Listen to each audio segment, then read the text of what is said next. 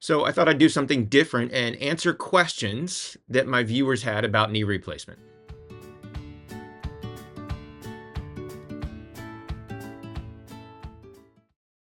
Hello and welcome back. I'm Adam Rosen, and thanks again for tuning in. So, in the office all day, I get asked questions, and a lot of the questions are similar to what other patients might ask. And I do my best to really give them not only an answer, but a plan and what to expect going forward. So, I thought it might be interesting is to pose the questions: what do you, as viewers, have about knee replacement? And that's what I'm going to start doing in today's video. So again, if you're watching, go to my posts tab. There's a post about this. If you do have a question, put it in the comments section and I will try to answer it as best as I can in a future video. Today's first question is from Sue in Buffalo, New York. And she had kind of a two-part question, and I'm going to try to answer both parts. So the first part, and thanks for sharing that the fact that you were taking narcotics after surgery and developed severe constipation and required an enema. And you did sort of the basic things that we all recommend to our patients. You were taking a stool softener and you were taking Miralax. And the question that she really posed is, what can she do about preventing constipation? And I have a whole video where I go into a lot of depth about preventing constipation.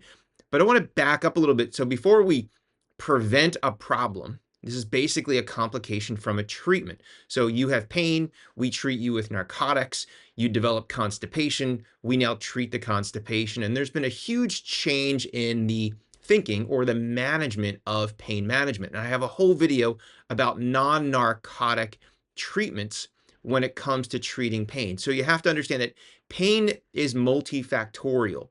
So we have to treat inflammation pain with anti-inflammatories. This might be prescription anti-inflammatories or even over-the-counter anti-inflammatories. And in some cases, we use heavy-duty anti-inflammatories like steroids, which also help prevent not only inflammation, but nausea. And then we hit another pain receptor, which acetaminophen or Tylenol typically controls. Sometimes we'll add in a nerve pill like gabapentin or Neurontin, which hits another type of pain receptor. Simple modalities like ice and elevation and compression can also help with pain control. And if you listen to all of these things, I haven't yet mentioned narcotics. Now, during surgery and before surgery, we might use nerve blocks. You might get a nerve block in the office or a nerve block by anesthesia prior to surgery. Your surgeon might inject numbing medicine in and around the knee at the time of the operation. And all of these things have really helped control pain better than what we once did. Because I was guilty of it. Years ago, I would give people a prescription for 150 Percocet. And I can admit now that I frequently renewed that 2 or 3 times because that was what we believed was the only way to treat pain. Here's narcotics, and if you need more of them, I will give you more. But I did also, just like you experienced, have a lot of patients with constipation. But what was a light bulb moment for me was I had a few patients that had such severe constipation that they actually had a bowel perforation. This is a surgical emergency, and they required a segment of their bowel removed and a colostomy bag put on temporarily. And at that point, this was before we really talked about multimodal. I started adding in medications to try to lower the amount of narcotics, and it worked. And everybody thought I was nuts because they thought of the fear of what we call polypharmacy, giving people lots of medications, where I looked at it as I wasn't giving you more medications, but I was giving you a little bit of different medications to lower the doses of some of these heavy duty medications like narcotics that had their own constipation. I do believe he did the right things with stool softeners. We usually have patients start with stool softeners like a week or two before surgery. And I really try to have patients eat a very high fiber diet. So eating foods that are rich in fiber, staying hydrated is really important. After surgery, if you get dehydrated, that can add to the constipation. Mobility is another thing that if you're not moving, not only does that impact your knee rehab, but it can also aid in producing constipation. And anesthesia, which is unavoidable, can cause constipation.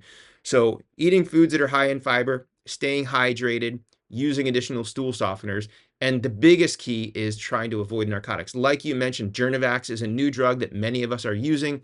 I would talk to your doctor again to see if that's something that you could use for pain control. If you're not familiar with what Journevax is, I have a whole nother video about that, but it is a non-narcotic medication that works on a different way of treating pain by blocking sodium channels, and it is available for acute pain after surgery.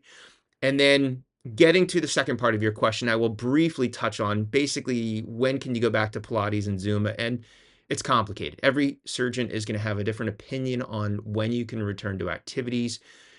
The important thing is always it's not an all or none. There's a gray zone. Like you can go to a 1 hour Zumba class, but you could also spend 5 minutes at home watching a video and doing Zumba to see how you feel. How does your knee respond both during the Zumba and after? Same thing with Pilates. You could go to a very aggressive Pilates class and it could cause a problem. You could also work out on a reformer, or if you had a personal trainer that did reformer like exercises, you could start very gradually and use the reformer as part of your recovery. So I hope that answers your questions. Thanks again for watching. And as always, if you do enjoy this content, please leave a thumbs up. It really does help the channel. And be sure to subscribe and click the little notifications button so you'll get notified when new videos like this come out.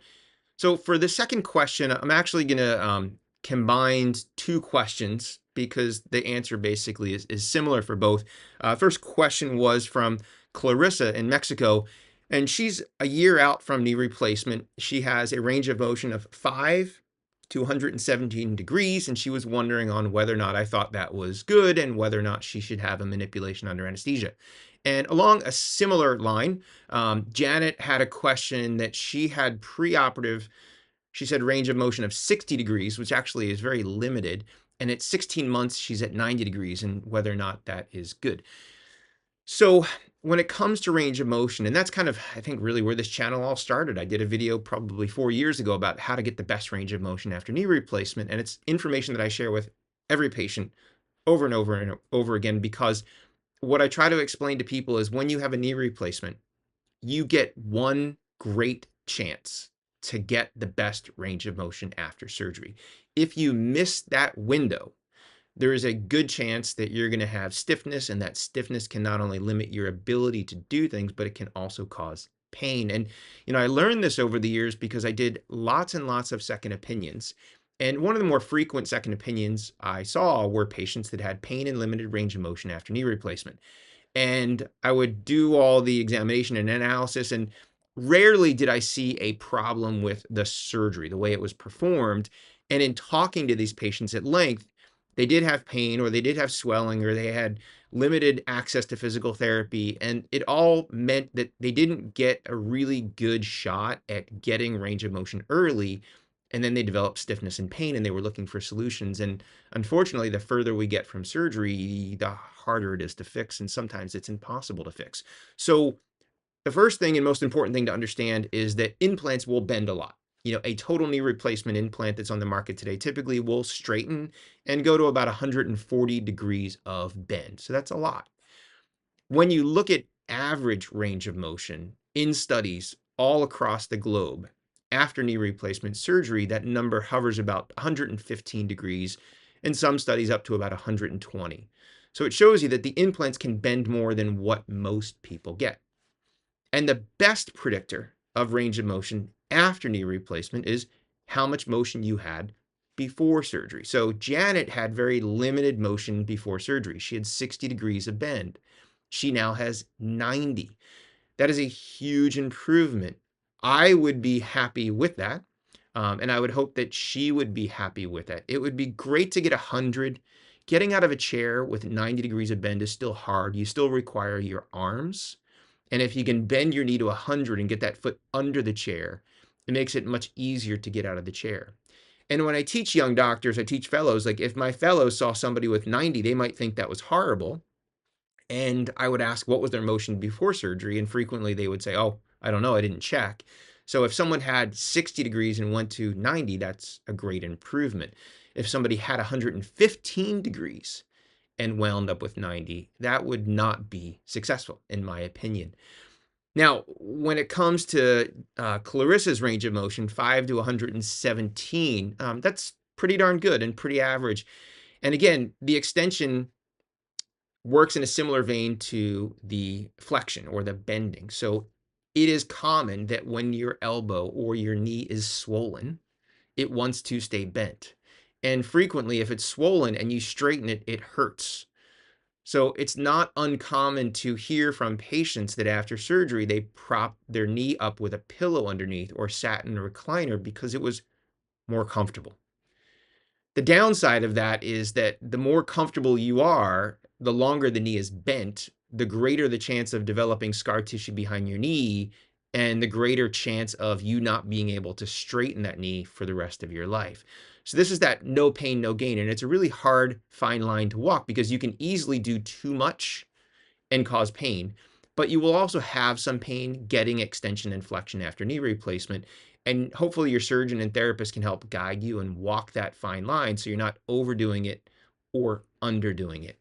Now, when it comes to a manipulation under anesthesia, this is where we take you to the operating room and bend your knee while you're asleep under anesthesia to essentially break up the scar tissue. If you're beyond 3 months, it usually is not recommended because we believe the scar tissue is so mature at that point, there's probably a greater chance of either breaking your bone or rupturing a tendon. So when I hear people recommending manipulations to people 9 months out, you have to be really cautious because it's probably not gonna work and you might actually cause a problem. Now, beyond 3 months, if somebody has significant limitations in range of motion, we can do what's called an open lysis of adhesions. This is where we go in there and open up the knee, basically carve out the scar tissue and close it up. And the astute patient will say, well, what's the chance of me forming more scar tissue after that surgery? Yep, that's true. But usually these are people that are really limited and had good range of motion before surgery, and the hopes are, let's say they had 120 before surgery and now they only have 80, and we can do an open lysis of adhesions and get them back to 120. Usually at best they'll keep 100 of that. People do tend to stiffen up over time. But whether or not you should do this really depends on a couple factors. Again, like what was your motion before and what's your motion now? How far out are you from surgery and are you progressing? So if somebody is progressing even slowly, usually it's best to let them continue to progress on their own because when we bend and straighten the knee, we cause an inflammatory response. And if somebody was improving, we might cause so much inflammation that they go backwards. But if somebody's hit a plateau, they tend to get improvements from a manipulation early. And what I've noticed is over the years, there's really two kinds of manipulation patients. There are patients where when we bend it, the whole thing is tight and just crank, crank, crank, crank, crank, and it just and everything is just breaking up as it bends a little bit more. I find that those patients do tend to tighten up more quickly and don't get as much gain as other patients. Now, some patients are you hit a firm spot, you push, it breaks, and then it just goes freely. And we believe those are people that had an isolated scar band, and they usually have huge improvements in their range of motion. So I hope that answers the question about range of motion, expectations, and manipulation under anesthesia. And definitely go back. I have 2 or 3 videos on how to get good range of motion after knee replacement that will show you exercises that you can do to help get that range of motion. And then one last additional question that Clarissa had about Sjogren's. And my experience, because I've taken care of a lot of patients with autoimmune diseases, our big concern always is increased risk of infection. Sjogren's patients, and I did a little deep dive, when I saw this question, just to go back and look and not just telling you what my experience has been, but what the data shows. And really what the data did show is that if you had Sjogren's, there's a greater chance of needing to be in a hospital after the surgery as opposed to being same-day discharged from a surgery center. And also there was a higher rate of blood transfusions. But aside from that, the results and outcomes are pretty much comparable to people that had knee replacement that didn't have Sjogren's. Well, I hope you found this new format interesting. I still have another question that I will get to in a future video. So if you have questions, leave them in the comment section and I will table them for discussing in a future video. And as always, thanks again for watching. Until next time, I'm Adam Rosen. Stay safe.